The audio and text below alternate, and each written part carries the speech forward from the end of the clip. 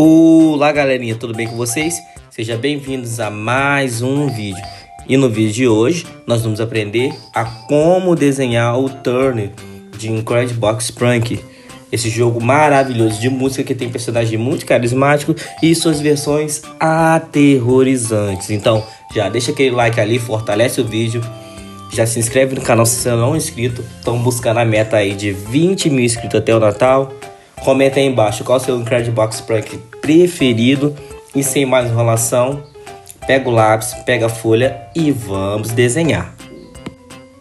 Se você não sabe ainda, o nosso canal de desenho funciona de uma maneira bem simples. É só você ir copiando as linhas que eu fizer no vídeo, passo a passo, rápido e fácil, que você vai conseguir fazer um desenho igual ao meu. Então se você está conseguindo fazer esse desenho, considere deixar o seu like aí, porque ele é muito importante para o canal. E se inscreve também para que eu consiga fazer com que esse canal chegue a mais crianças que consigam desenhar os seus personagens preferidos.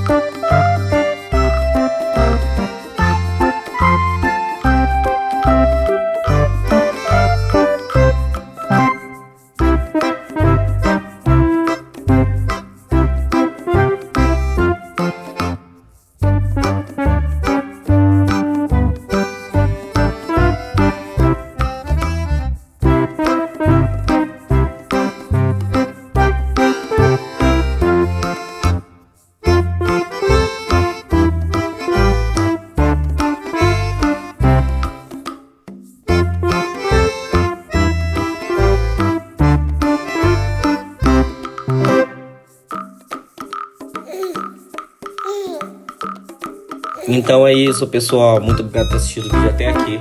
Comenta aí embaixo que se gostou do vídeo. Assista os outros vídeos que estão aparecendo pra você aí no card. Valeu, tchau, fui!